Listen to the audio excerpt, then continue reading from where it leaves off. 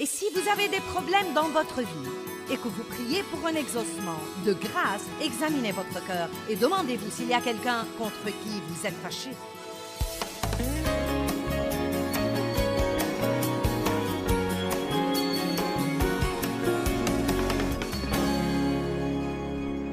Vous savez, la miséricorde ne veut pas dire ne jamais affronter. Jésus a affronté.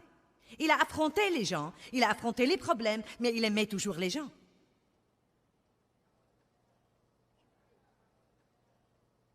Vous devez apprendre à ne pas vous attendre à ce que tout le monde dans votre vie soit parfait. Car vous savez quoi? Nul de nous n'est parfait. Dans Jean 2, 24 et 25, il y a un verset qui a beaucoup compté pour moi dans ma vie avec Dieu et surtout quand j'essayais d'apprendre à traiter avec les gens. Vous savez, nous avons plus de 900 employés dans notre ministère dans le monde entier. Et quand vous traitez avec 900 personnes, il y a toujours quelqu'un qui fait quelque chose que vous auriez aimé qu'il ne fasse pas. Si vous traitez avec 3 personnes, il y a d'habitude quelqu'un qui fait quelque chose que vous auriez aimé qu'il ne fasse pas. Parfois, si vous traitez avec une seule personne, il y a quelqu'un qui fait quelque chose. Combien d'entre vous reconnaissent que bien s'entendre avec les gens et rester en paix, et rester dans l'amour, et ne pas se mettre en colère, est quelque chose sur lequel vous devez travailler? Nous sommes tous d'accord là-dessus. Donc, nous avons tous besoin de ce message. Mais Jésus lui-même, verset 24, ne se fiait pas à eux. Il parle de ses disciples parce qu'il connaissait tous les hommes. Il ne dit pas qu'il ne leur faisait pas confiance, il dit qu'il ne se fiait pas à eux. Et je comprends de ça que Jésus ne leur ouvrait pas grand son cœur pour dire « Vous êtes mes meilleurs copains et nous allons nous fréquenter et je peux tout vous dire et vous faire confiance et vous n'allez jamais me blesser et vous n'allez jamais me décevoir. Vous êtes mes amis parfaits que j'ai cherchés toute ma vie. » Il n'a pas fait ça. Pourquoi? Parce qu'il connaissait tous les hommes. Verset 25. Et il n'avait pas besoin que quelqu'un rendît témoignage au sujet de l'homme, il n'avait besoin du témoignage de personne au sujet des hommes, car lui-même savait ce qui était dans la nature humaine. J'aime ça. Vous savez, je crois que si vous pouvez commencer un nouveau travail et vous dire vous-même avant d'y aller, ce travail ne va pas être parfait, mon patron ne va pas être parfait, je ne vais pas travailler avec des gens parfaits, et je ne suis pas parfait. Donc, je crois que je vais y aller tous les jours et avoir une attitude miséricordieuse. Vous voyez, vous devez décider et rester décidé. C'est si encourageant pour nous de ne pas avoir des attentes erronées, parce que quand vous avez de fausses attentes, vous vous piégez vous-même dans toutes sortes de douleurs et d'angoisses. Eh bien, tu es la dernière personne au monde que j'aurais jamais cru qu'elle me blesserait. Eh bien, vous aviez une fausse attente. Car si vous fréquentez quelqu'un assez longtemps, vous allez trouver quelque chose chez lui que vous n'aimerez pas. On peut supporter n'importe quoi pour une courte période de temps. Mais quand vous avez ça jour après jour, après jour, après jour, après jour, après jour, après jour, je crois que c'est pourquoi Pierre a dit « Seigneur, combien de fois ?» Et c'est mon opinion personnelle, mais je crois que Pierre avait un problème avec Jean. Car je connais la personnalité de Pierre. Je n'écris pas un nouveau chapitre dans la Bible, mais écoutez, je connais la personnalité de Pierre. Et je sais que quand Jean disait « Je suis le disciple que Jésus aime », je peux vous dire tout de suite que ça agaçait Pierre. Et je peux même voir quand Jean s'est penché vers la poitrine de Jésus au dîner et a dit « Je suis celui qu'il aime ». Je parie que Pierre voulait le tabasser. Maintenant, c'est mon opinion, mais ses disciples ont été ensemble pendant 3 ans, jour et nuit. Ils avaient sûrement des problèmes entre eux. Plus vous fréquentez quelqu'un, plus vous verrez ses défauts. C'est pourquoi vous devez commencer à prier et à travailler avec le Saint-Esprit pour acquérir une attitude de miséricorde à l'égard des incapacités des autres. Les disciples étaient un gâchis. Et Jésus leur pardonnait constamment. Ils se sont disputés au sujet de qui était le plus grand. Ils se sont endormis quand Jésus avait besoin qu'il prie 1 heure avec lui. Pierre a renié Jésus 3 fois.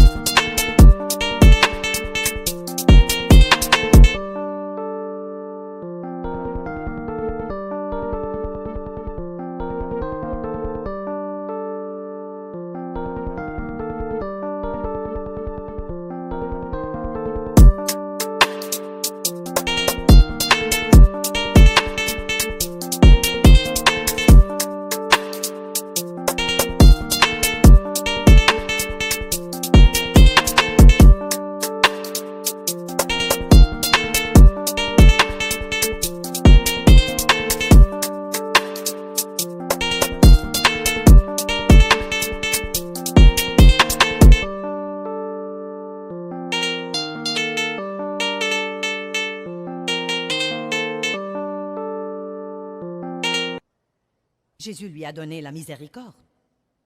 Le matin de la résurrection, il a dit « Allez dire à mes disciples et à Pierre ». Pierre était le seul qui l'a mentionné par son nom. « Allez dire à mes disciples », oh oui, et dites à Pierre aussi. Je ne suis pas fâchée contre lui, il est toujours dans le groupe. Mais qu'il m'ait renié 3 fois. Vous savez pourquoi? Vous savez pourquoi Jésus n'était pas fâché contre ses disciples? Parce que la miséricorde comprend le pourquoi derrière le quoi. Le légalisme ne regarde que ce que font les gens, mais Dieu regarde au-delà de ce que nous faisons, à pourquoi nous le faisons. Et c'est pourquoi il peut être si patient et indulgent avec nous et travailler à notre guérison. Dieu a supporté beaucoup de trucs de moi pendant longtemps parce qu'il savait comment on m'a élevé et il savait comment on m'a traité. Et il le savait que j'avais un bon cœur à son égard, mais que j'avais un problème avec des forteresses dans ma chair parce que j'ai été maltraitée. Jésus a compris que les disciples avaient peur. Pierre avait peur. Il avait peur des hommes. Il avait peur.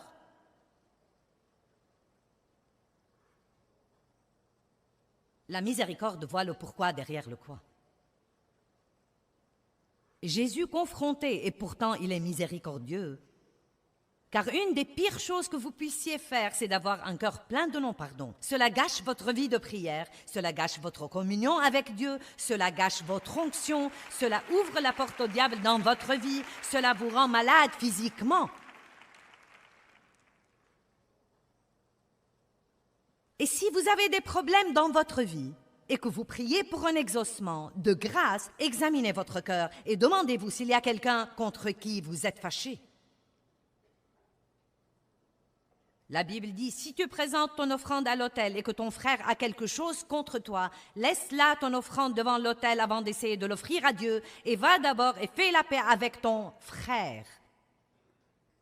Puis viens présenter ton offrande. Je ne crois pas que nous devons adorer Dieu avec de la colère dans notre cœur. Ce n'est pas une vraie adoration. Et je me souviens que je me tenais au premier rang quand Dave et moi étions à l'église où nous allions et où notre ministère a commencé.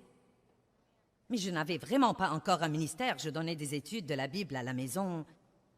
Non, mais nous nous disputions en allant à l'église. Si le diable peut déclencher quelque chose dans votre vie, ce sera quand vous voulez aller écouter la parole, parce qu'il veut que vous soyez dans le désarroi pour que vous ne compreniez rien. Et vous asseoir là et porter votre masque d'église et sourire « Alléluia, le Seigneur soit loué », pendant qu'à l'intérieur, je n'avais aucune idée à l'époque de ce que je faisais, mais je le comprends maintenant. Je me souviens que je me tenais debout à côté de Dave à l'église avec mon grand sourire de « Le Seigneur soit loué ». Je regardais les paroles sur le rétroprojecteur, je déclamais ces paroles et je chantais les cantiques les mains en l'air. Et je pensais, s'il croit que je vais lui cuisiner quoi que ce soit pour manger aujourd'hui, il se trompe lourdement. En ce qui me concerne, il peut mourir de faim. Il va rentrer à la maison et regarder un autre match de foot et je vais faire tout le travail et nettoyer la maison. Et j'en ai ras-le-bol de la façon dont on me traite par ici.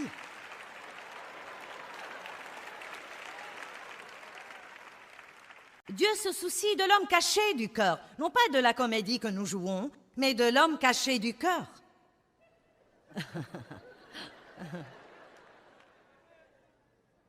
Seigneur Jésus, aide-nous.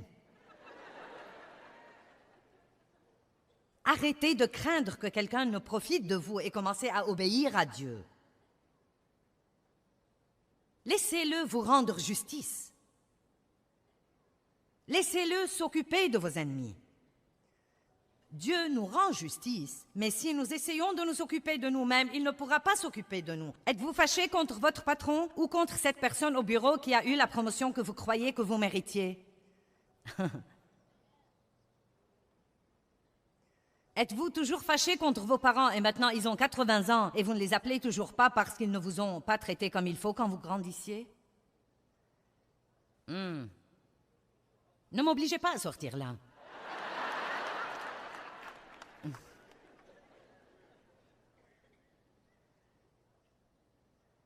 Regardons quelques caractéristiques de l'attitude de miséricorde pour voir si nous l'avons ou non.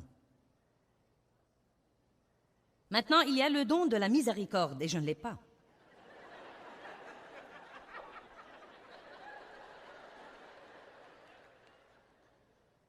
J'ai cependant le don de la correction.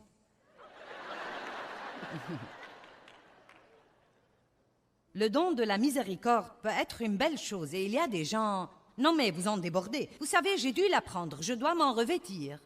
Et je dois normalement m'en revêtir plusieurs fois par jour.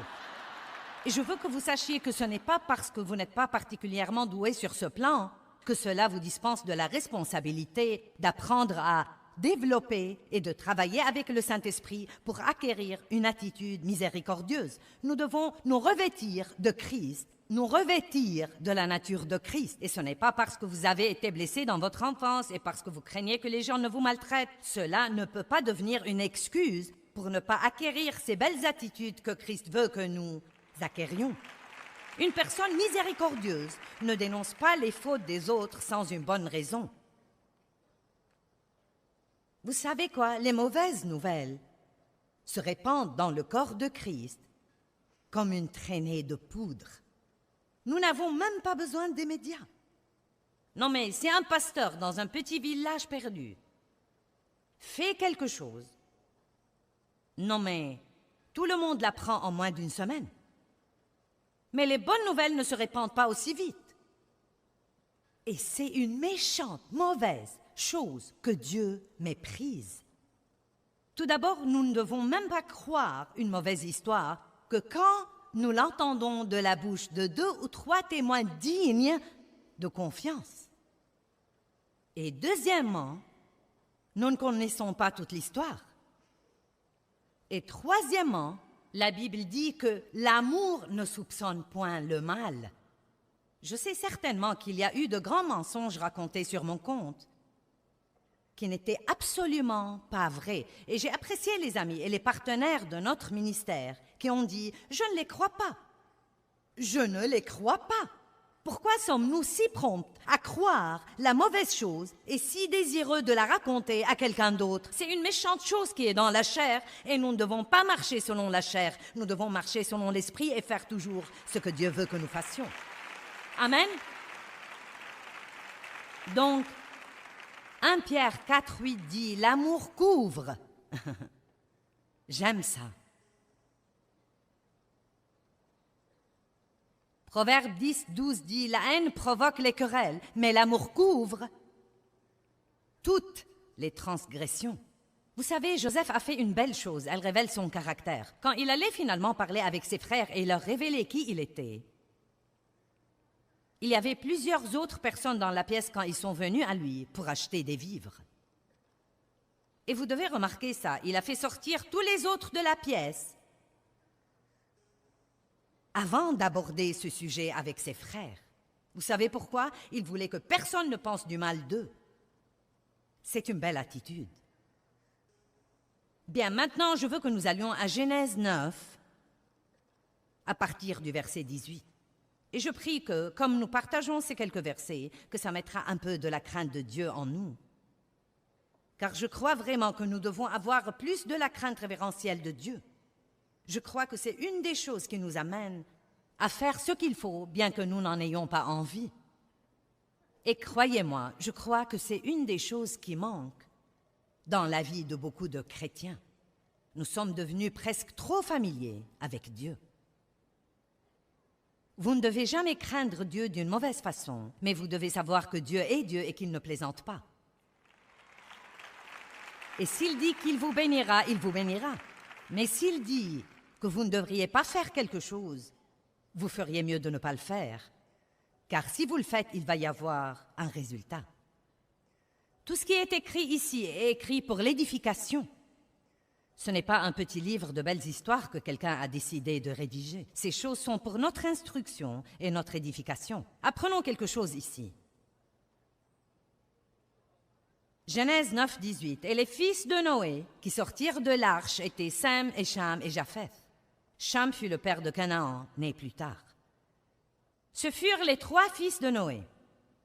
C'est à partir d'eux que toute la terre fut peuplée. Et Noé commença à être cultivateur et il planta une vigne et il en but le vin et il s'enivra et se trouva nu à l'intérieur de sa tente. Bien, Noé a été sur cette arche longtemps. Je crois qu'il a pensé qu'il était temps de faire la fête. Il a cultivé une vigne, il en a fait du vin, il a bu plus qu'il ne devait, il paraît qu'il a été vraiment ivre parce qu'il a ôté ses vêtements et s'est trouvé nu. Juste pour m'assurer que vous êtes avec moi. Maintenant, faites attention. Et Cham, père de Canaan, vit la nudité de son père et il en informa ses 2 frères. Il leur dit, vous n'allez pas croire ce qu'a fait papa. Il est ivre mort et couché tout nu là-dedans.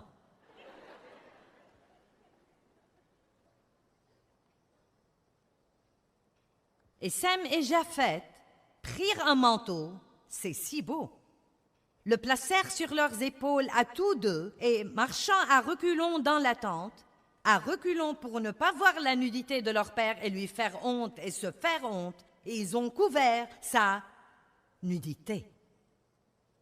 C'est une autre façon de dire qu'ils ont couvert sa faute. Écoutez maintenant. Et Noé se réveilla de son vin et sut ce qui lui avait fait son plus jeune fils. Il s'exclama, « Maudit soit Canaan, qu'il soit le dernier des serviteurs de ses frères. » Mais il a dit aussi, « Béni soit le Seigneur, le Dieu de Sem, et béni par le Seigneur mon Dieu soit Sem, et que Canaan en soit le serviteur. Que Dieu étende les possessions de Japheth et qu'il demeure dans les tentes de Sem, et que Canaan en soit le serviteur. » Y a-t-il plus clair que ça? Oui, je sais que c'est l'Ancien Testament, mais vous savez, l'Ancien Testament ne disparaît pas dans le Nouveau. Ce qui arrive, je crois que les gens s'embrouillent à propos de la grâce. La grâce n'est pas une excuse pour mener une vie relâchée, immorale et s'en tirer comme ça. La grâce, c'est la puissance du Saint-Esprit pour pouvoir faire ce que Dieu nous demande de faire avec facilité, parce que nous ne le faisons pas par le travail de notre chair, mais nous appelons Dieu à venir et être notre partenaire et à faire la chose par nous, par sa force et sa puissance. Ne croyez jamais que la grâce est, eh bien vous savez, la grâce, eh bien la grâce. Je suis fanat de la grâce, j'aime la grâce, mais je m'inquiète parfois quand les gens croient que ça signifie qu'ils peuvent faire tout ce qu'ils veulent. Nous vivons sous le Nouveau Testament et c'est la grâce. La grâce n'est pas une excuse pour mener une vie relâchée, immorale et croire que Dieu va nous le laisser passer. La grâce est la puissance de vous mettre à genoux et de dire, Dieu, je veux faire ce que tu veux que je fasse. Je veux vivre sans non-pardon. Je veux vivre sans amertume et je ne peux pas faire ça tout seul. Mais Dieu, si tu me donnes ta grâce, si tu me donnes ta miséricorde, je peux être miséricordieux à l'égard des autres, mais seulement si tu m'aides. Et je ne vais pas vivre en colère, je ne vais pas vivre fâché, je ne vais pas vivre amer, je ne vais pas vivre offensé. Tu as dit que je pouvais me revêtir de la miséricorde et par ta puissance, je me revêtirai de la miséricorde. Amen.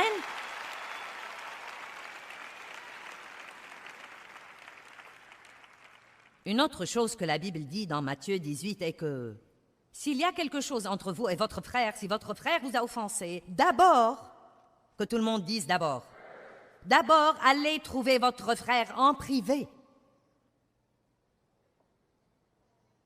Il ne dit jamais que si quelqu'un vous offense, allez demander à 14 personnes ce qu'elles en pensent. D'abord, allez trouver votre frère en privé et essayez d'arranger les choses entre vous 2. Et s'il ne vous écoute pas, prenez 2 ou 3 personnes. S'il refuse toujours, dites-le à l'Église. Il y a un ordre pour les choses. La Bible ne dit jamais de laisser passer aux gens toutes sortes de mauvais comportements. Ce n'est pas ça le vrai pardon. Maintenant, laissez-moi clôturer ce message ce soir avec Galates 6:1 et ensuite je vais prier pour vous. Frères, si quelqu'un, n'importe qui, même une personne que vous n'aimez pas, si quelqu'un vient à être surpris en quelque faute ou en quelque péché, vous qui êtes spirituels, c'est nous, n'est-ce pas? Qui êtes sensibles à l'esprit et contrôlés par l'esprit, c'est ça être spirituel, devriez le redresser, le rétablir et le réintégrer. Maintenant, c'est vraiment facile pour nous de redresser. Oui, je suis fanat de ça, Seigneur, le redresser. Mais ensuite, il dit de le rétablir, et cela veut dire le rétablir de la manière dont vous le regardez, le rétablir. Le réintégrer, et j'aime ça, et faites ça sans aucun sentiment de supériorité, et en toute douceur, prenant bien garde à vous-même, de peur que vous ne soyez aussi tentés. Donc, une des meilleures choses à faire quand quelqu'un fait quelque chose de vraiment dingue et qui vous blesse, Au lieu de vous mettre en colère et de piquer une crise et d'essayer de le lui faire payer et de l'exclure pour un temps, vous pouvez être la personne la plus grande et dire, tu sais quoi, je ne veux pas que nous ayons des problèmes. Écoute, j'ai fait beaucoup de choses dingues dans ma vie.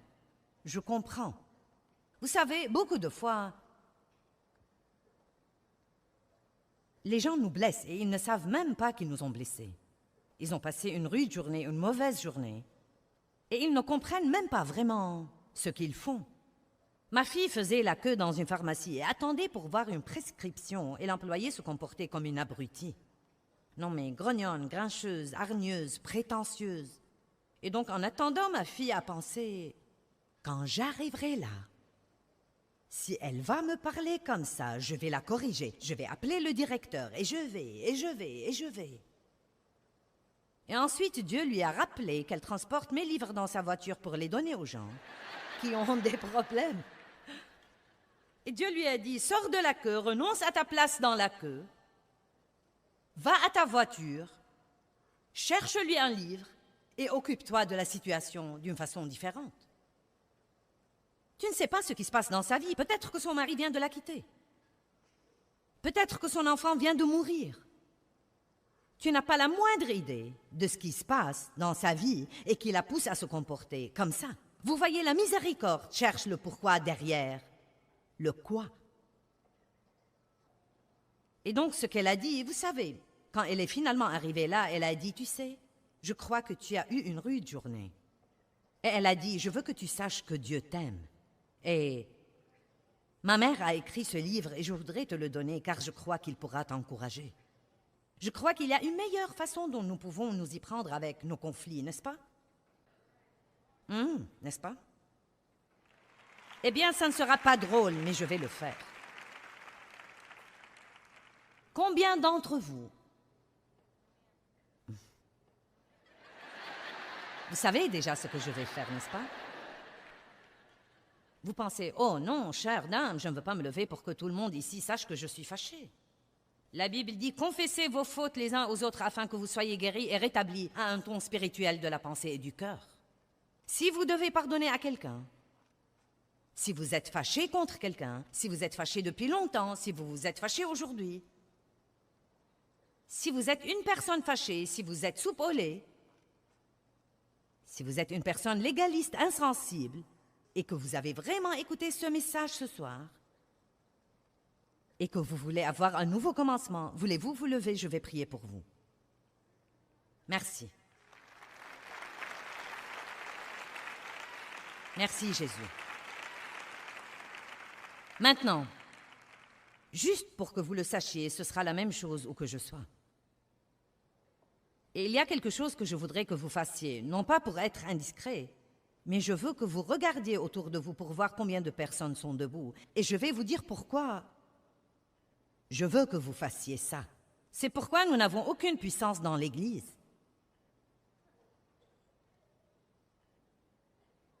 Chacun de nous doit commencer à prendre la responsabilité d'être ce représentant de Christ qu'il veut que nous soyons pour qu'il puisse faire son travail. Amen. Chacun de nous. Père, je prie au nom de Jésus que chacun ici ait un nouveau commencement. Seigneur, je crois qu'ils ont écouté ta parole, mais je sais qu'ils ne peuvent pas faire ça si tu ne les aides pas. Et ils doivent savoir ça. Ils ne peuvent pas faire ça juste parce qu'ils décident de le faire. Il va falloir étudier, il va falloir prier, il va falloir se revêtir de la miséricorde et se revêtir de la miséricorde jusqu'à ce qu'ils soient à l'aise avec ça. Je réprimande Satan au nom de Jésus. Je réprimande le démon des dissensions. Je réprimande toute l'amertume et la haine et le non-pardon et la colère. Et je prie, Seigneur, que nous désirions plus que tout être comme toi. Eh bien, j'espère que l'enseignement d'aujourd'hui a été un bon rappel pour vous, comme quoi la miséricorde est un don que Dieu nous donne et un don que nous pouvons donner aux autres, mais il faut un caractère pieux pour être miséricordieux envers les autres. Nous devons savoir laisser Dieu développer ce caractère en nous.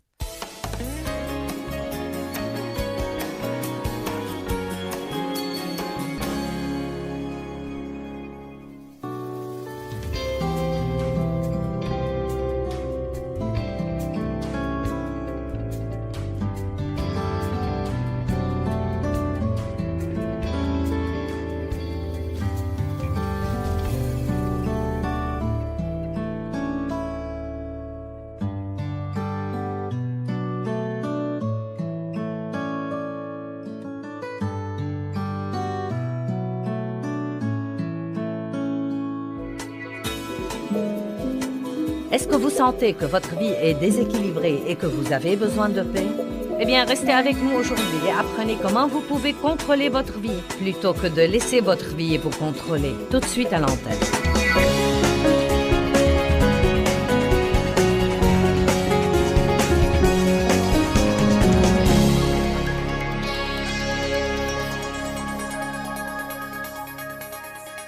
Quand Jésus vient vivre en nous, il vient vivre dans notre esprit. C'est la partie la plus profonde de notre être. Vous êtes un esprit, je suis un esprit, nous avons une âme. Nous vivons dans un corps. Vous voyez mon corps. Vous ne pouvez pas voir mon âme de vos yeux physiques, mais vous pouvez voir ce qui sort de mon âme, ou vous pouvez sentir ce qui sort de mon âme. Parce que votre âme est votre pensée, votre volonté et vos émotions. Elle vous dit ce que vous pensez, voulez et ressentez, mais elle ne vous dit rien sur Dieu. Si vous voulez savoir ce que dit Dieu, vous devez aller plus profondément. Vous devez apprendre à marcher dans l'esprit et à être mené par l'esprit, et non pas être mené par votre chair ou être mené par le diable. Le Saint-Esprit mène et guide. Le diable essaye de nous pousser, la chair essaye de nous pousser, elle essaye de nous forcer, de nous manipuler. Mais le Saint-Esprit est doux et il nous mène et nous guide. Il y a donc plusieurs domaines où nous devons avoir des frontières. Et quand nous aurons ces frontières, nous jouirons bien davantage de notre vie. Combien d'entre vous aimeraient jouir de leur vie plus qu'ils n'en jouissent en ce moment? Bon. Eh bien, la première chose dont nous allons parler et en finir, car je sais que vous ne voulez pas en parler, c'est le comportement alimentaire. Vous ne croyez pas que c'est gentil que j'ai décidé d'en finir depuis le début? Nous devons assumer la responsabilité de nos vies et la responsabilité de nos appétits et arrêter de laisser la fourchette nous mener à la baguette. C'est très navrant, quand il y a un morceau de tarte sur une table, que vous laissiez ce morceau de tarte vous dicter vos actions. Amen? Quelqu'un m'a offert un jour un paquet de cacahuètes enrobées de chocolat car il a su que je les aimais. S'il vous plaît, ne m'en envoyez plus.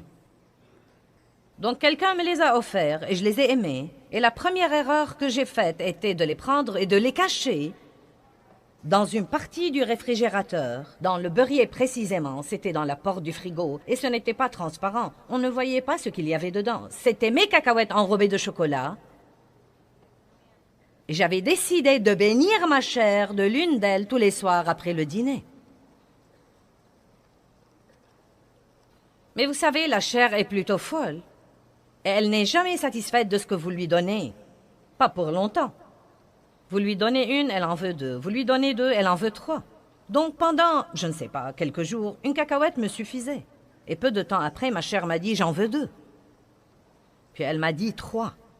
Puis elle est arrivée au point où j'achetais des cacahuètes enrobées de chocolat et je les cachais dans le frigo. Et ça empirait et je me rappelle de soirées où je me levais de la table tellement repue que je pouvais à peine bouger et ma chair me disait « je veux ma cacahuète ». Combien d'entre vous comprennent que je laissais ces cacahuètes me mener à la baguette et que ce n'est pas la vie que Dieu veut pour nous et que ce n'est pas la liberté? Parce qu'il y avait une partie de moi qui me forçait à faire quelque chose qu'une autre partie de moi ne voulait pas. Je pouvais prier là-dessus autant que je voulais, mais j'ai dû prendre la décision de prendre le contrôle de mon âme. 1 Corinthiens 6, 12. Toutes choses me sont permises, admissibles et légitimes, mais toutes choses ne sont pas bonnes et utiles. Toutes choses ne sont pas opportunes et profitables tout compte fait. Toutes choses me sont légitimes, mais je ne me laisserai asservir par rien ou être sous son emprise. Donc voici plutôt ce que dit Paul. Il dit « Je peux essentiellement faire tout ce que je veux ». La parole de Dieu n'est pas une prison pour moi. L'Esprit de Dieu ne m'emprisonne absolument pas. C'est une frontière pour ma vie, et une frontière qui dit « Si tu fais ce que je te dis de faire, tu t'épargneras des ennuis ». Mais Paul dit « Je peux faire tout ce que je veux faire ». Cependant, certaines des choses que je pourrais faire ne sont peut-être pas la meilleure chose pour moi. Donc il dit « Vous savez, je peux sortir d'ici si je veux. Je peux trébucher sur tous les rochers, je peux tomber dans tous les pièges que je veux. Mais à quoi bon vivre comme ça quand Dieu nous montre une meilleure voie? Qui sait en ce moment, sans que j'ouvre ma bouche pour dire un mot de plus, que s'il fait systématiquement ce que ce livre lui dit de faire, sa vie sera dans une condition bien meilleure qu'elle ne l'est en ce moment. Vous voyez, il y a une chose intéressante à laquelle j'ai commencé à beaucoup penser. Nous vivons dans une époque explosive de connaissances. Non, mais tout ce que nous voulons savoir, nous pouvons lancer une recherche Google et la voir. Nous avons la parole à la télé, nous l'avons à la radio, nous avons des CD et des DVD, et nous avons des livres, et nous avons des séminaires et des conférences, et nous avons des églises. Et donc, pratiquement, nous savons probablement beaucoup plus que quiconque a jamais su dans l'histoire, et nous avons plus de problèmes que nous n'avons jamais eu comme société, et probablement dans l'ensemble, les gens mènent des vies moins pieuses que celles d'il y a 100 ans, quand les gens ne savaient pas autant que nous croyons que nous savons. Donc, j'ai commencé à vraiment y penser et à en parler, et à défier les gens de comprendre qu'ils ne connaissent rien de la parole s'ils ne la mettent pas en pratique. Ce n'est pas parce que vous la soulignez dans votre Bible que vous la connaissez. Ce n'est pas parce que vous la surlignez en jaune que vous la connaissez. Le seul moyen de savoir que nous connaissons quelque chose, c'est de le mettre en pratique. Et donc, si nous apprenons la parole de Dieu et que nous la mettons en pratique, nous vivrons à ce moment-là à l'intérieur de ce lieu sûr et nos vies seront très merveilleuses. Maintenant, en ce moment, la salle est pleine de gens et il y a des gens, des millions qui nous regardent à la télé. Vous pouvez facilement me dire la chose que Dieu vous a dit de faire et que vous n'avez pas faite. Dieu ne va pas changer d'avis.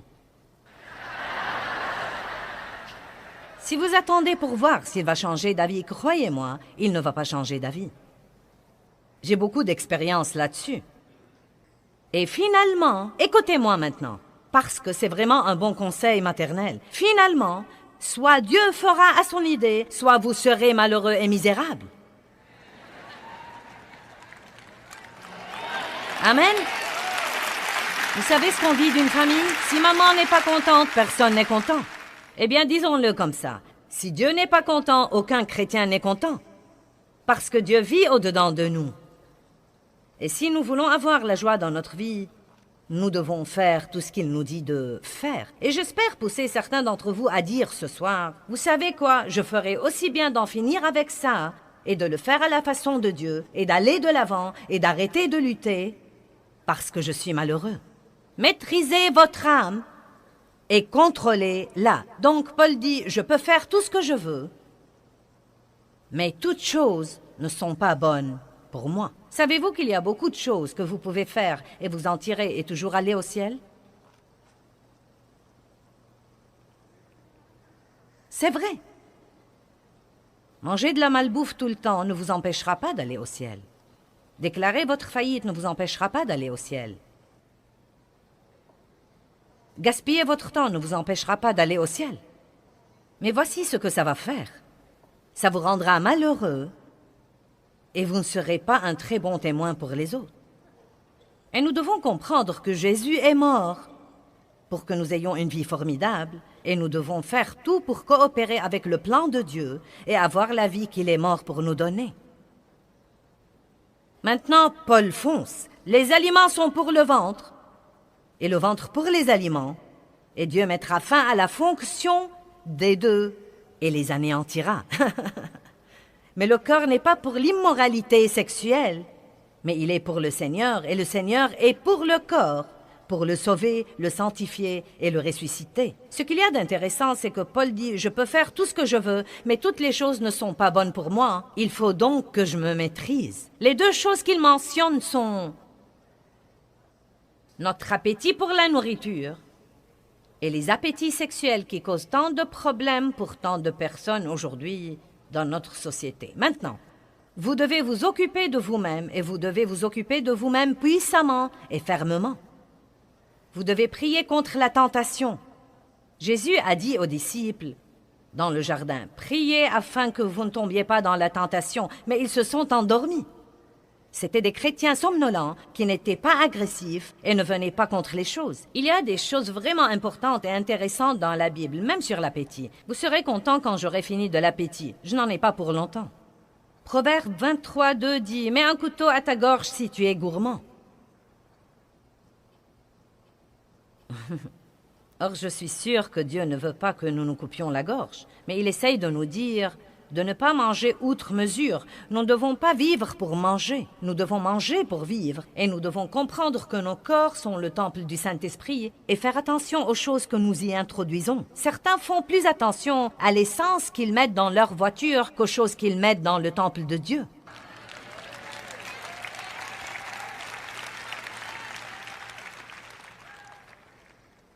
Ensuite, Matthieu 5, 29 dit « Si ta main entraîne ta chute, coupe-la. Si ton œil entraîne ta chute, arrache-le. » Là encore, il ne nous demande pas de couper notre main et d'arracher notre œil et de couper notre gorge. Mais pour moi, ce qu'il dit, c'est « Écoutez, vous devez vous maîtriser. Je vais donc partager avec vous certaines frontières que je me suis imposées dans certaines de mes habitudes alimentaires. Et peut-être que cela vous aidera. Peut-être que vous espérerez vous lever un jour et ne plus vouloir le truc. Ça ne va pas arriver. Peut-être que vous espérez vous lever un jour et ne pas avoir faim. Eh bien, ça ne va pas arriver non plus. Vous devez donc prendre des décisions si vous voulez vous sentir mieux. Combien d'entre vous voudraient se sentir bien quand ils vieilliraient? Ça dépend en grande partie de la manière dont vous vous occupez de vous-même en ce moment. Vous pouvez boire du soda toute la journée et du café toute la journée. Et plus vous vieillissez, plus votre peau va s'abîmer. Mais si vous buvez beaucoup d'eau propre et fraîche, vous serez absolument stupéfié de la beauté de votre peau. Pas seulement maintenant. Vous serez stupéfié de votre énergie. Et je n'essaie pas ce soir de vous donner une leçon de santé. J'ai plein d'autres choses dont je veux vous parler. Mais l'eau constitue 70% de votre corps. Et si vous n'en buvez pas assez, il n'y a pas une cellule ou un organe dans votre corps qui fonctionnera de la façon dont il est censé fonctionner. Eh bien, je n'aime pas l'eau. Eh bien, apprenez à l'aimer. Buvez-la jusqu'à ce que votre corps stupide vous dise « donnez-moi davantage ». Votre corps veut la chose à laquelle il est habitué, donc c'est parti.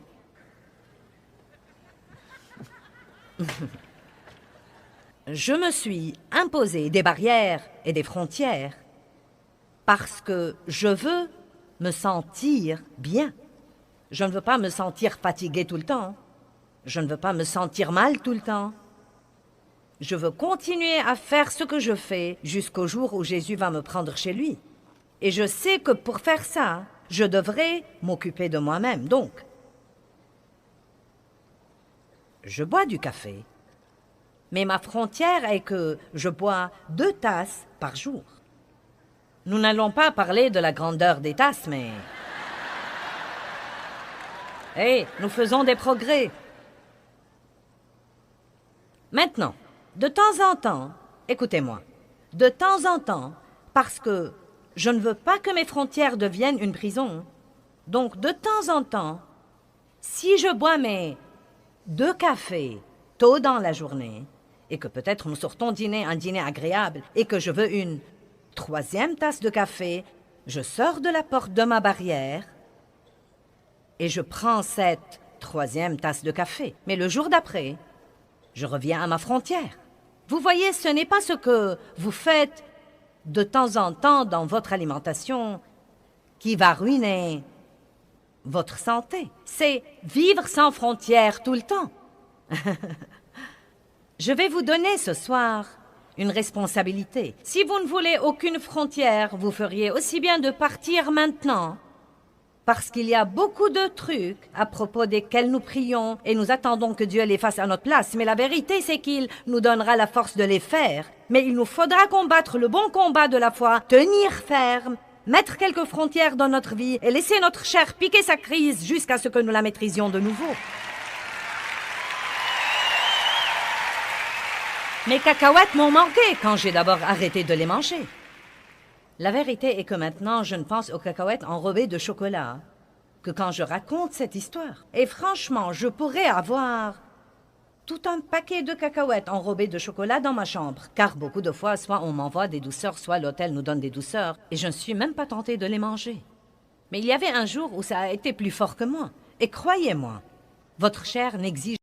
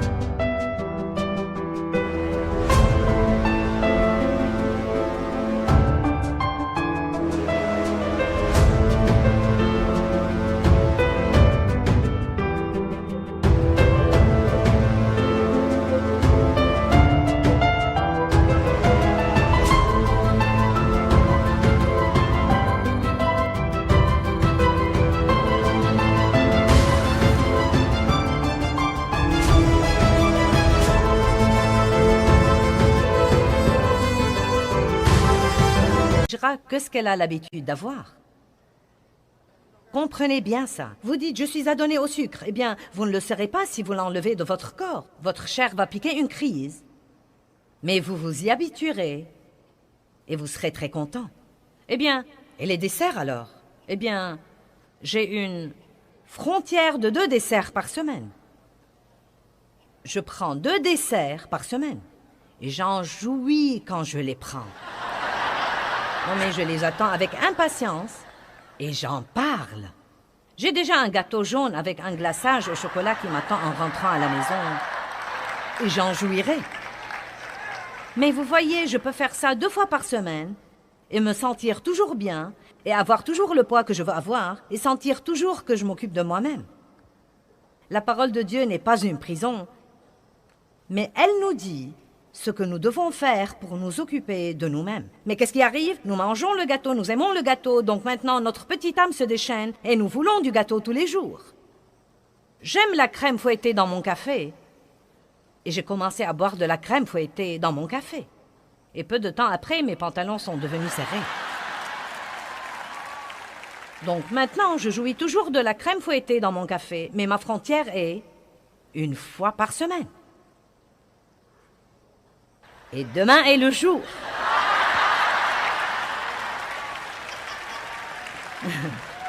Et vous savez quoi? Une des choses que j'ai apprises, vous devez être intelligent. Vous voyez, quand je fais ces conférences, je travaille vraiment dur.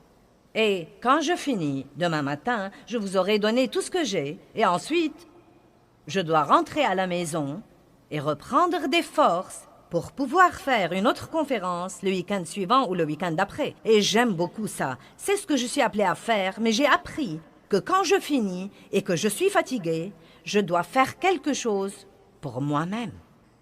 Parce que sinon, je vais commencer à dire « Je ne fais que travailler. » Donc, vous savez quoi? Cette crème fouettée dans mon café demain va revigorer ma chair.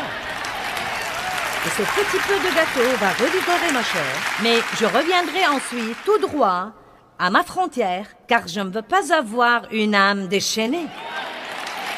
Allez, est-ce que quelqu'un est avec moi ce soir?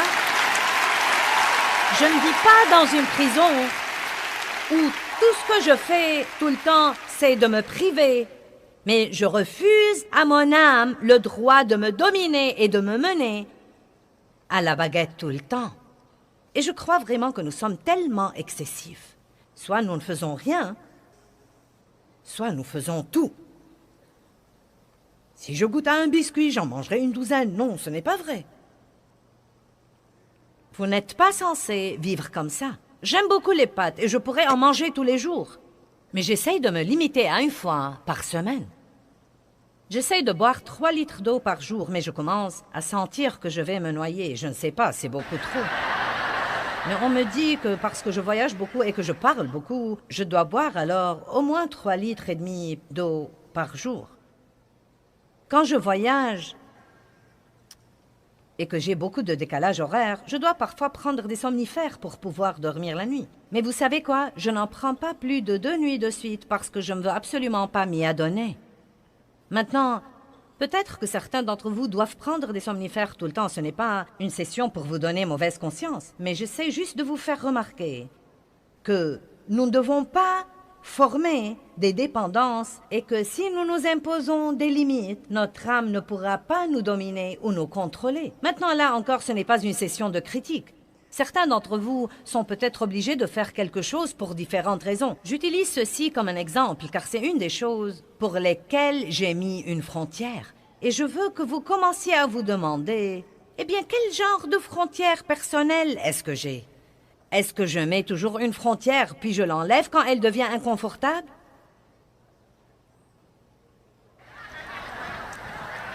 C'est facile de se mettre au régime dimanche soir après le dîner. C'est facile de noter tout ce que vous n'allez pas manger la semaine prochaine jusqu'à avoir faim.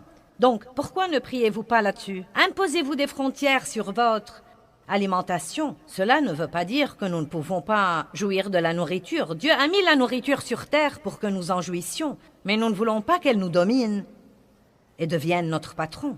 Êtes-vous prêts pour autre chose? Vous en avez assez de la nourriture, donc je passe à la chose suivante. Bien, parlons de l'argent. Il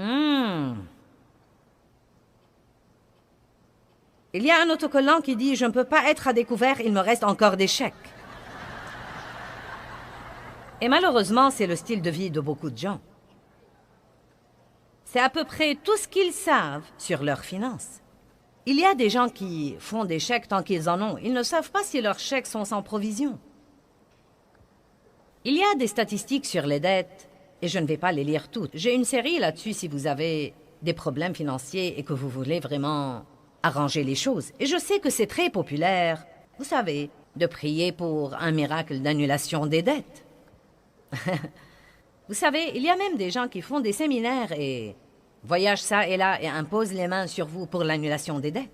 Ils disent que si vous donnez à leur ministère, Dieu annulera vos dettes. Je vais vous dire comment vous acquitter de vos dettes. L'opposé de la façon dont vous vous êtes endetté. Amen.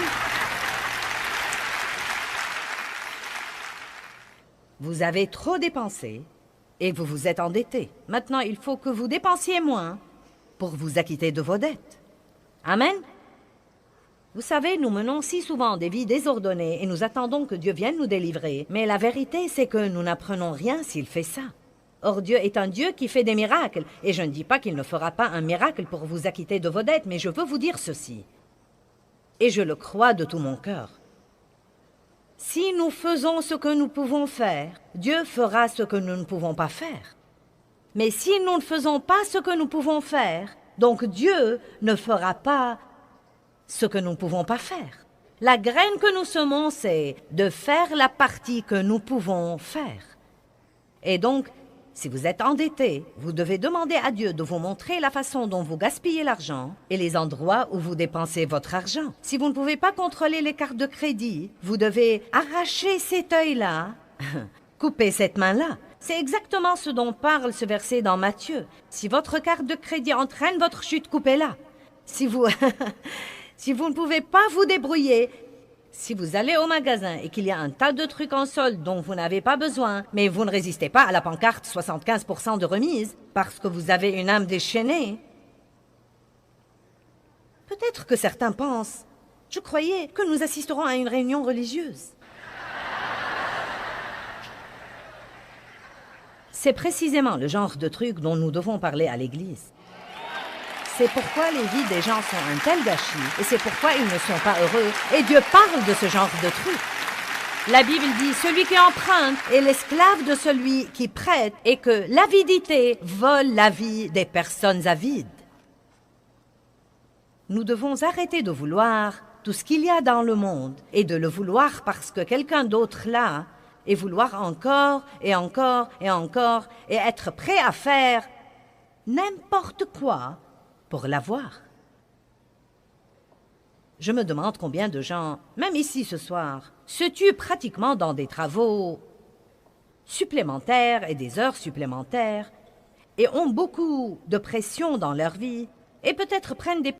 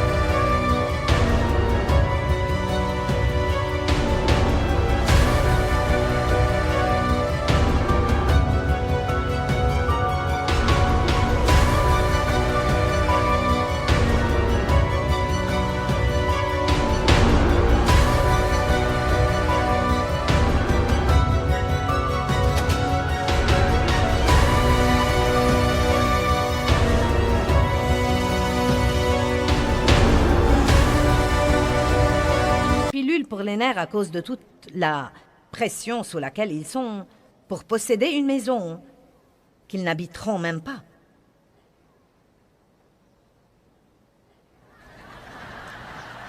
Sauf peut-être pour dormir, s'ils arrivent à dormir.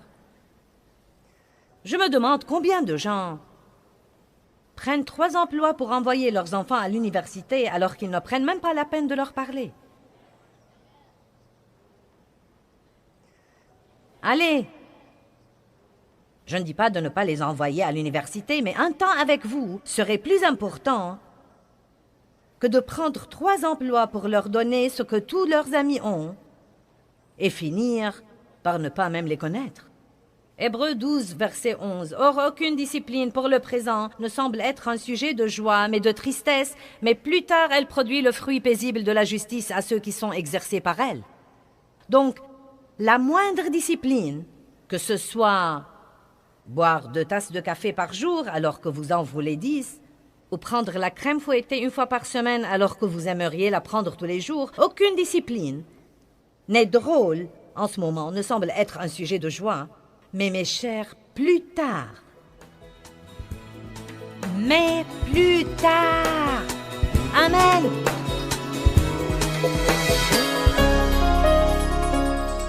Eh bien, je vous ai appris à être en sécurité, à vivre à l'intérieur d'une zone de sécurité. Et cette zone de sécurité est la parole de Dieu. Nous devons apprendre la parole et ensuite, nous devons la mettre en application. Vous apprenez la parole et vous la mettez en application. La connaissance mentale à elle seule ne vous sert à rien. Vous devez la mettre en application. Mais je peux vous assurer que Dieu vous réserve une vie merveilleuse, mais il veut que vous coopérez avec lui pour la voir se réaliser. Dieu a un rôle et vous avez un rôle. Il vous aidera toujours à jouer votre rôle, mais il ne le jouera pas à votre place.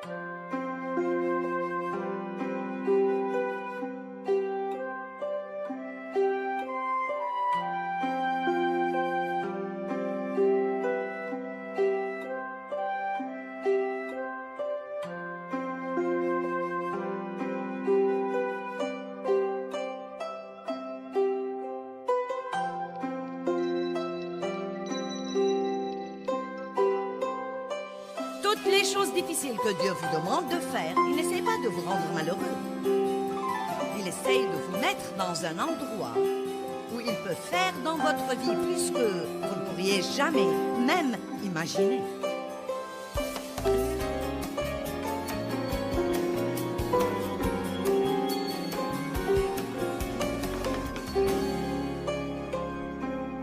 Ce soir, je veux vous parler d'une attitude de miséricorde et de pardon.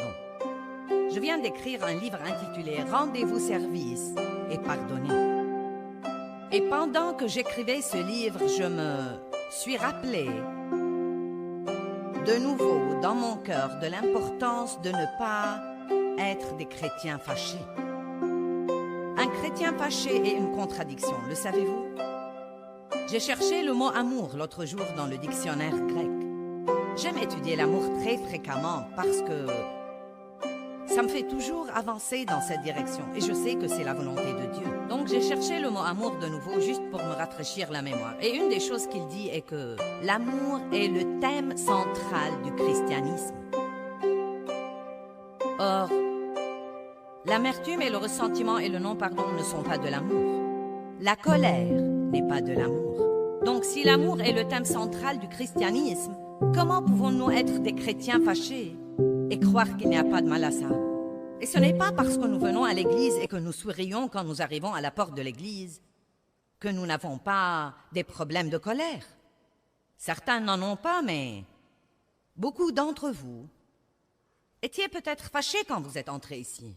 Peut-être même que vous êtes venus avec quelqu'un contre qui vous êtes fâchés. Peut-être que vous vous êtes fâchés à cause de quelque chose quand vous êtes entrés dans le bâtiment. Vous n'avez pas eu la place que vous vouliez, on n'a pas chanté le cantique que vous espériez écouter. Les lumières vous ont dérangé, vous vous mettez en colère à cause des choses les plus dingues et les plus ridicules. Je veux que vous m'écoutiez parce que c'est très important ce soir. La plus grande partie du terrain que Satan gagne dans la vie d'un croyant, il la gagne par la porte ouverte du non-pardon. La plus grande partie du terrain que Satan gagne dans la vie d'un croyant, il la gagne par cette porte ouverte du non-pardon. Regardons 2 versets. 2 Corinthiens 2, 10 et 11. Et ces versets vont sûrement être mis sur les écrans pour vous. J'enseigne, comme vous le savez, probablement d'une Bible amplifiée. Si vous pardonnez quelque chose à quelqu'un, c'est l'apôtre Paul qui parle. Si vous pardonnez quelque chose à quelqu'un, je pardonne aussi. Et ce que j'ai pardonné, si j'ai pardonné quelque chose, je l'ai fait pour vous, en présence et avec l'approbation de Christ le Messie. Maintenant, dans le verset 11, il va dire pourquoi il est si prêt à pardonner et pourquoi il veut qu'il soit si prêt à pardonner, afin de ne pas laisser à Satan l'avantage sur nous, car nous n'ignorons pas ses ruses et ses intentions. C'est possible, très possible, que pour certains d'entre vous ici ce soir, qui avaient un problème dans votre vie, que d'une façon ou d'une autre, l'ennemi s'est introduit. Peut-être que vous priez et que vous demandez à Dieu de supprimer ce problème, mais pourtant, vous n'êtes pas prêt à pardonner à quelqu'un qui vous a blessé. Vos prières ne peuvent pas être exaucées si vous n'allez pas pardonner. Eh bien, Joyce, tu ne sais pas ce que je ressens. Je ne voudrais pas vous vexer, mais je vais quand même le dire. Je me fiche de ce que vous ressentez. Et je ne veux pas dire que ça m'est égal, comme si ça m'était égal, mais je veux dire que nous devons arrêter de nous soucier tellement de ce que nous ressentons. J'aurais aimé que nous nous sentions bien tout le temps, mais la vérité est que nous n'allons pas nous sentir bien tout le temps. Et un des versets que je vais vous lire un peu plus tard est dans Colossiens, et il dit de se revêtir de la miséricorde. De se revêtir de la miséricorde. Et savez-vous que vous pouvez exprès choisir d'être miséricordieux? Or, la miséricorde n'est pas juste. Non, mais il n'y a rien de juste dans la miséricorde, car quand vous l'êtes, vous donnez quelque chose à quelqu'un qui ne le mérite pas. Vous décidez de tolérer quelque chose que, si vous vouliez vraiment, vraiment être légaliste, vous auriez pu dire, eh bien, tu ne vas pas t'en tirer comme ça, car ce que tu as fait était vraiment mauvais. Mais la Bible nous dit de nous revêtir de la miséricorde, et que par-dessus la miséricorde, nous revêtir de l'amour. Et une des choses les plus précieuses dans ma vie pendant les 10 ou 15 dernières années était d'apprendre à faire ce qu'il faut exprès. Non pas parce que j'en ai envie, mais de le faire exprès. Et en fait, d'apprendre encore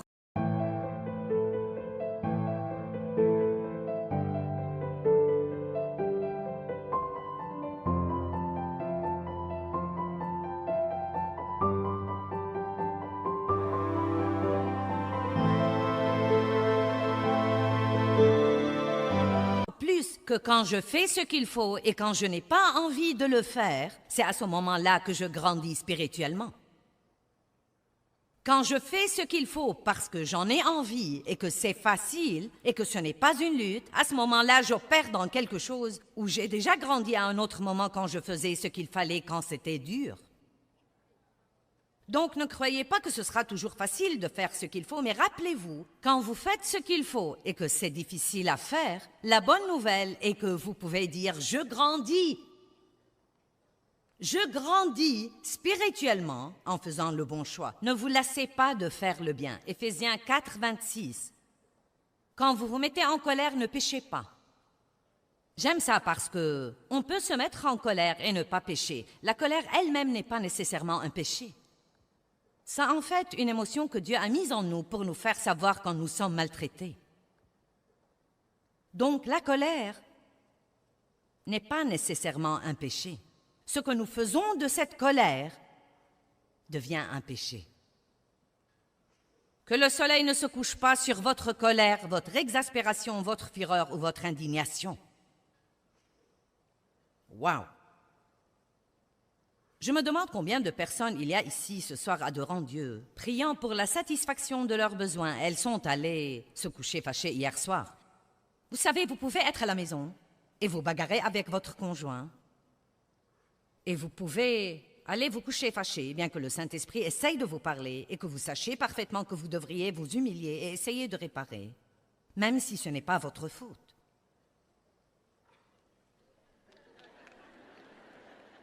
Car l'important, c'est ça, n'est-ce pas? Eh bien, ce n'est pas ma faute et il doit venir à moi. Quand Dieu nous dit de pardonner aux autres, il n'essaye pas de trouver quelque chose que nous avons du mal à faire pour qu'il puisse rester là à nous voir suer. Toutes les choses, écoutez ça, si vous n'êtes venu que pour ceci ce soir, cela vaut la peine d'être venu ici. Toutes les choses que Dieu vous demande de faire sont des choses que, si vous les faites, vous profiteront à long terme. Toutes les choses difficiles que Dieu vous demande de faire en ce moment, s'il y a quelque chose qu'il vous demande d'abandonner ou quelque chose qu'il vous demande de faire et que vous ne voulez pas faire, il vous demande de rester quelque part que vous aimeriez quitter ou de rester avec une personne que vous aimeriez quitter, toutes les choses difficiles que Dieu vous demande de faire, il n'essaie pas de vous rendre malheureux. Il essaye de vous mettre dans un endroit où il peut faire dans votre vie plus que vous ne pourriez jamais même imaginer. Et vraiment, je prie que Dieu utilise ma bouche ce soir pour vous faire comprendre que vous devez surmonter tous ces sentiments de colère et ces sentiments d'amertume et ces sentiments de ne pas vouloir parler à quelqu'un qui vous a blessé. Et vous devez faire la chose la plus grande et la faire à la façon de Dieu. Car si vous pouvez supprimer tous les conflits et l'amertume et le ressentiment et la colère de votre vie, et si vous pouvez les exclure de votre vie, vous serez absolument stupéfié de ce que Dieu sera capable de faire pour vous. Je me demande combien de personnes prient pour ce miracle, mais elles ne sont pas prêtes à abandonner cette chose. Vous seriez choqués, vraiment, d'apprendre combien de personnes assises ici ce soir, de merveilleuses personnes de Lakewood, les gens qui viennent de cette région, vous chantez les cantiques et vous avez l'autocollant. Vous portez vos bijoux chrétiens. Vous avez apporté votre Bible et peut-être votre Bible à 26 traductions. Je ne sais pas. Vous achèterez les CD et pourtant, vous êtes fâché contre quelqu'un. Vous ne croyez pas que quelqu'un devrait être fâché contre quelqu'un d'autre, mais dans votre cas, c'est justifié. Car après tout, nous ne comprenons vraiment pas ce qui vous est arrivé. Vous savez, quand Jésus a été crucifié, il a dit « Père, pardonne-leur, car ils ne savent pas ce qu'ils font. » Quand Étienne a été lapidé, il a dit « Père, pardonne-leur, car ils ne savent ce qu'ils font. » Et si vous pouvez arriver au point de comprendre ce que je veux partager avec vous, je crois que cela peut vous changer la vie. Quelque chose que Dieu a chuchoté dans mon cœur l'année passée et j'étais comme « Wow! » Il a dit « Joyce, quand quelqu'un te blesse, tu devrais te soucier davantage de ce qu'il se fait que de ce qu'il te fait. » Car vous voyez, Dieu n'apprécie pas que les gens blessent ses enfants. Nous avons des mamans et des papas ici. Que faites-vous quand quelqu'un blesse un de vos enfants? Non mais je deviens comme « Oh! » Vous pouvez faire n'importe quoi, mais blesser un de mes enfants, j'aurais du mal à être chrétienne ce jour-là. Amen? Et Dieu n'aime vraiment pas que les gens soient injustes et désobligeants avec ses enfants et qu'ils les jugent et les critiquent et leur fassent des choses impies. Et je crois vraiment que nous devons apprendre. C'est pourquoi la Bible dit de prier pour vos ennemis. Nous devons prier pour nos ennemis, car ce qu'ils nous ont fait ne peut rien nous faire si nous ne lui permettons pas. Ce sont eux qui ont besoin d'aide. Que le soleil ne se couche plus sur votre colère. Maintenant, vous allez dire, eh bien, je ne peux rien changer à ce que je ressens. Nous ne parlons pas de ce que vous ressentez. Nous parlons de la décision que vous prenez. Vous savez, j'ai découvert que si je me fâche contre Dave, je peux entrer dans la pièce et lui parler si j'ai envie de le faire ou non. Et quand vous êtes fâché contre quelqu'un, ce que vous voulez faire, c'est l'exclure de votre vie. Les murs s'élèvent. Je sors par la porte d'entrée et j'entre par derrière plutôt que d'être obligé de traverser la pièce où il est. Allez, est-ce que vous êtes avec moi ce soir? Mais j'ai découvert que je peux choisir d'entrer dans cette pièce et de lui dire « Le match de foot te plaît? Aimerais-tu boire quelque chose? Je t'aime, je vais aller me coucher. Rapidement. »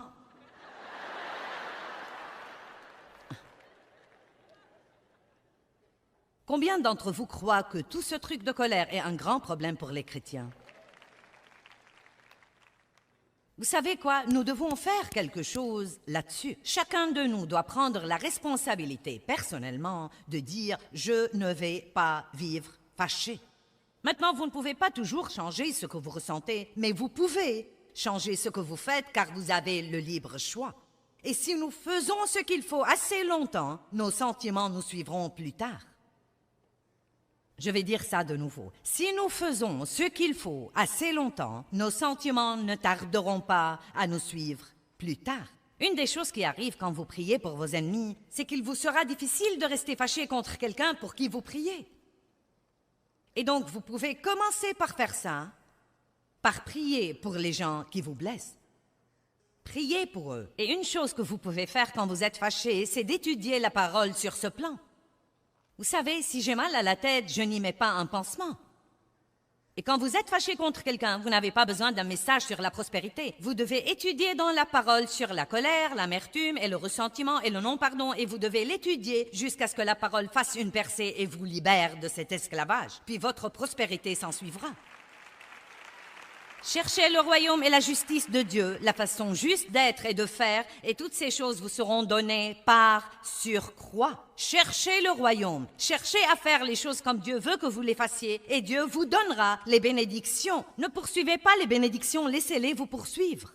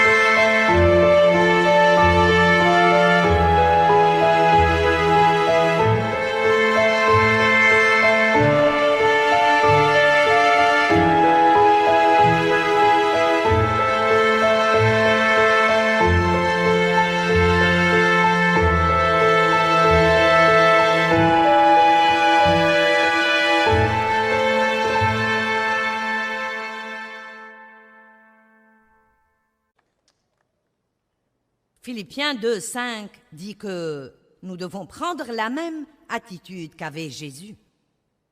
Puis il parle de la manière dont il s'est humilié lui-même. Vous savez, l'humilité, je crois, est probablement l'attitude la plus belle que nous puissions travailler pour acquérir, probablement une des plus difficiles. Mais la vraie humilité est probablement une des plus belles attitudes et qualités que Jésus veut nous enseigner. Et je crois que c'est impossible d'être miséricordieux sans l'humilité. Il y a peu de temps, j'étais très en colère comme je ne l'ai pas été depuis longtemps.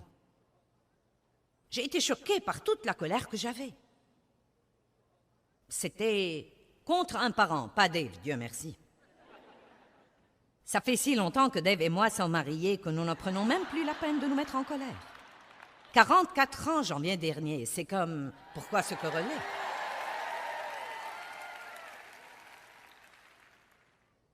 Mais je me suis mise en colère contre quelqu'un, je ne vais pas rentrer dans les détails. J'ai raconté toute l'histoire dans le livre que je viens d'écrire, mais j'ai senti que la personne était vraiment ridicule et exerçait une pression excessive sur moi à un moment où je n'en avais pas besoin. Je lui ai demandé de faire une simple petite chose et elle a, vous savez, rechigné à la faire et j'étais comme, non mais j'ai vraiment explosé et je ne fais pas ça normalement. Et j'ai vraiment tout sorti. Et j'ai raconté à tout le monde ce qu'elle m'avait fait. J'ai raconté à Dave, j'ai appelé mes enfants et je leur ai dit ce qu'elle m'a fait. Et ce qu'il y a, c'est que ça ne se fait pas. Nous allons en parler ce soir parce que l'amour couvre. L'amour ne dénonce pas, l'amour couvre. L'amour essaye de protéger la relation avec l'autre. Il n'essaye pas de la ruiner. Mais j'étais tellement en colère que non seulement je ne voulais plus l'aimer, je voulais que personne d'autre ne l'aime. Ça ne vous exaspère pas quand quelqu'un vous a blessé et que vous êtes avec quelqu'un d'autre qui le connaît et qui commence à vous dire à quel point il est gentil? Vous avez envie de dire, eh bien, je pourrais vous en dire long sur lui. Donc, de toute façon, non mais j'étais ferme et je sentais que ma colère était justifiée. Et donc, 3 jours se sont écoulés. J'attendais qu'elle m'appelle pour s'excuser. Pas un coup de fil. Un matin, je priais. Vous savez, c'est dur de prier quand vous n'obéissez pas à Dieu. Car quand vous priez, il risque de vous dire quelque chose que vous ne voulez pas écouter. Donc, je priais un matin et je crois qu'assez de jours s'étaient écoulés et Dieu a pu finalement me convaincre un peu. Et il a commencé à me mettre sur le cœur qu'il voulait que je l'appelle pour m'excuser. J'étais vraiment... Croyez-moi, j'ai dit, oh Dieu, non, non, non, non, non, non. S'il te plaît, pas cette fois. Peux-tu demander à quelqu'un d'autre de faire ce qu'il est juste et pas moi? Cette femme est chrétienne aussi. J'ai attendu quelque temps. Et j'étais vraiment sûre qu'elle allait l'utiliser comme... Eh bien, oui, tu m'as vraiment blessé, oui, tu n'aurais pas dû, oui. Donc j'ai simplement dit, d'accord Dieu, je vais faire ça parce que je t'aime et que je veux t'obéir. Mais pourrais-tu au moins lui demander de dire, j'avais tort moi aussi? J'ai pensé, eh bien, je pourrais faire ça si je n'ai pas apporté tout le poids de l'affaire.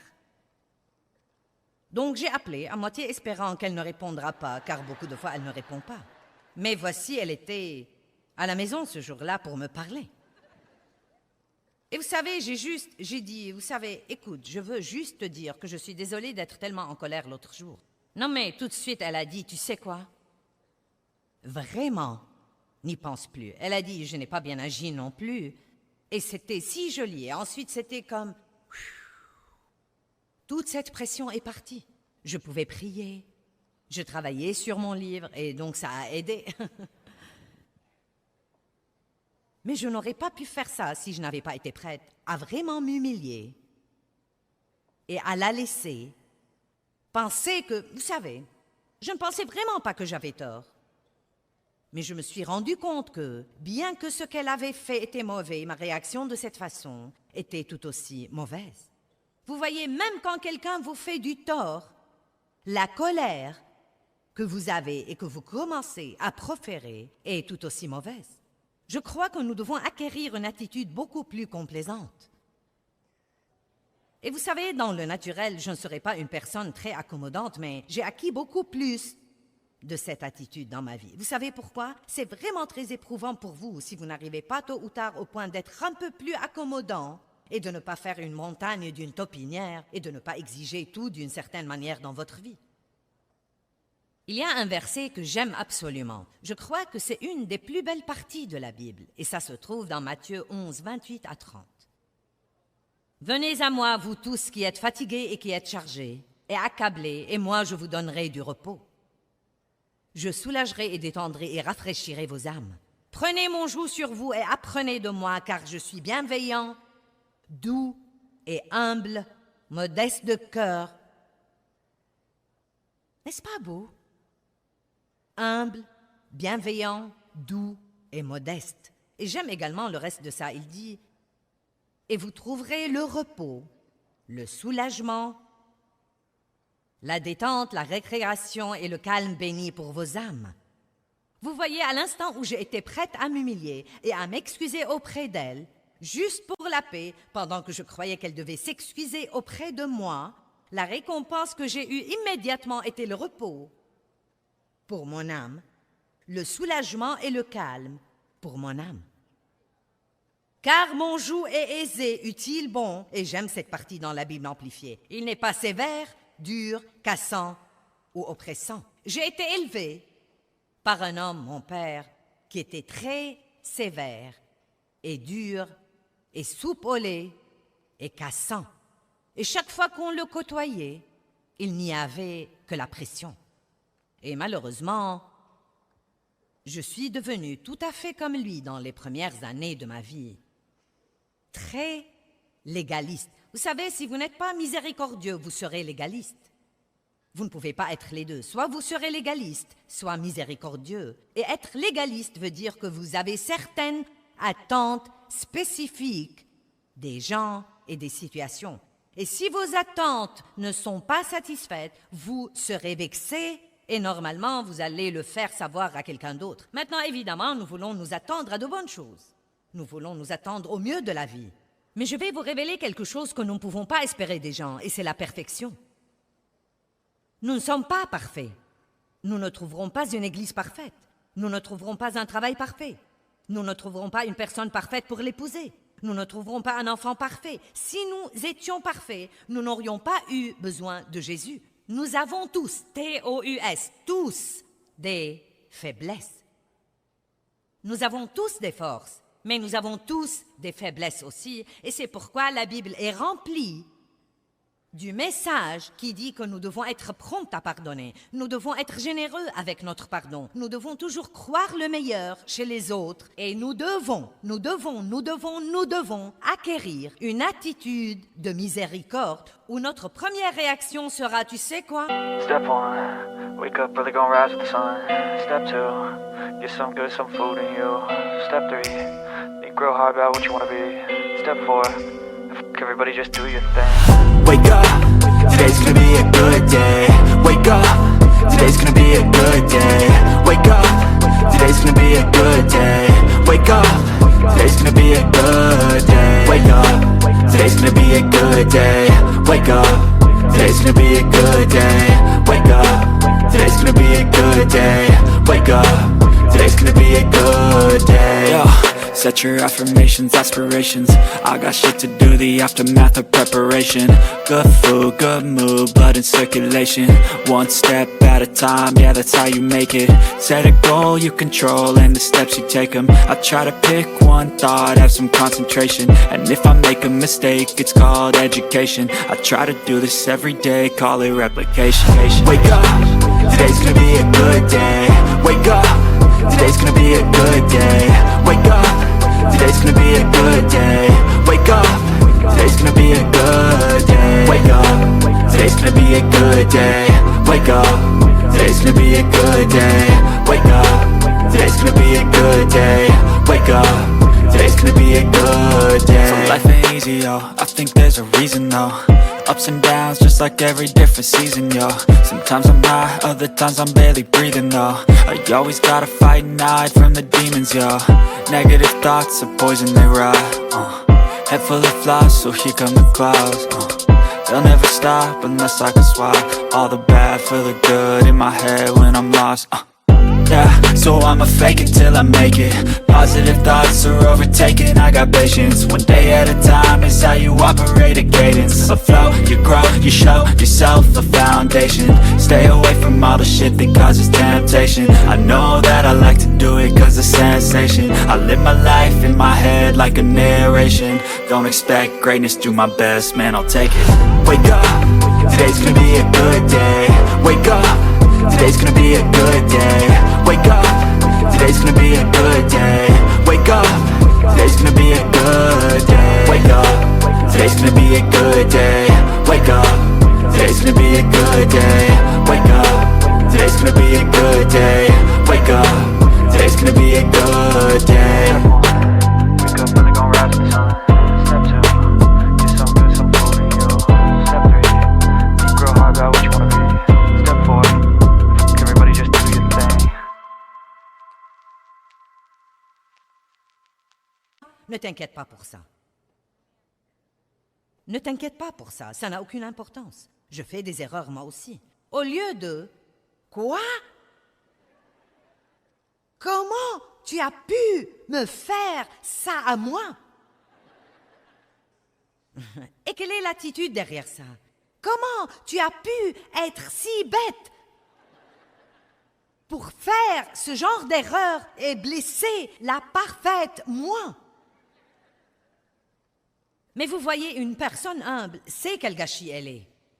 Une personne humble sait que si ce n'était la grâce de Dieu, la miséricorde de Dieu, l'amour de Dieu, le pardon de Dieu, la bonté de Dieu, oh mon Dieu, dans quel état elle serait? C'est pourquoi l'histoire dans Matthieu est si importante. Quand Pierre a dit « Combien de fois pardonnerai-je à mon frère ?» J'aime ça. Combien de fois pardonnerai-je à mon frère? Je crois que Pierre croyait qu'il avait une limite. Et je sais que nous pensons tous, et je le pense, vous savez, si vous faites ça encore une fois,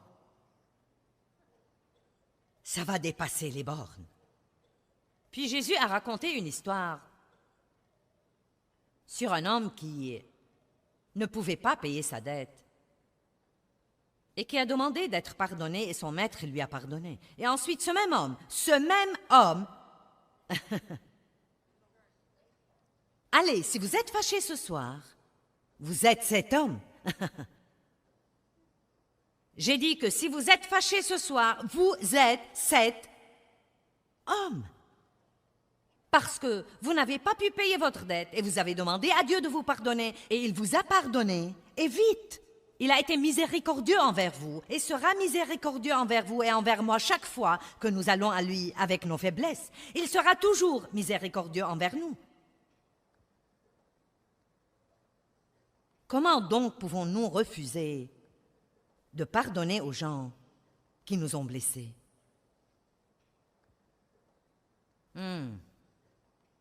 C'est calme là-dedans.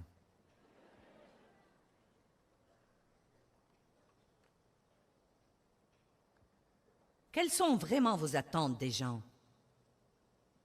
Dave et moi avions tant de problèmes pendant tant d'années, jusqu'à ce que nous nous soyons finalement acceptés comme nous étions.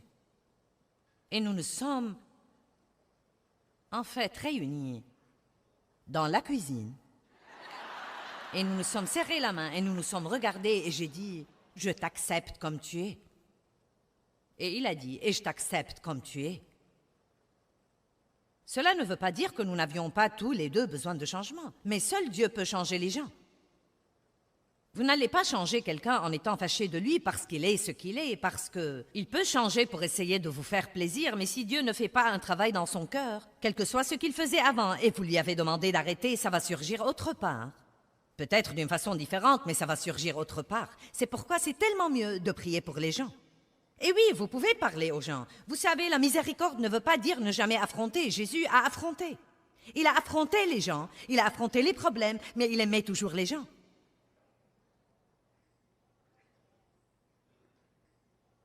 Vous devez apprendre à ne pas vous attendre à ce que tout le monde dans votre vie soit parfait. Car vous savez quoi? Nul de nous n'est parfait. Eh bien, j'espère que l'enseignement d'aujourd'hui a été un bon rappel pour vous, comme quoi la miséricorde est un don que Dieu nous donne et un don que nous pouvons donner aux autres, mais il faut un caractère pieux pour être miséricordieux envers les autres. Nous devons savoir laisser Dieu développer ce caractère en nous.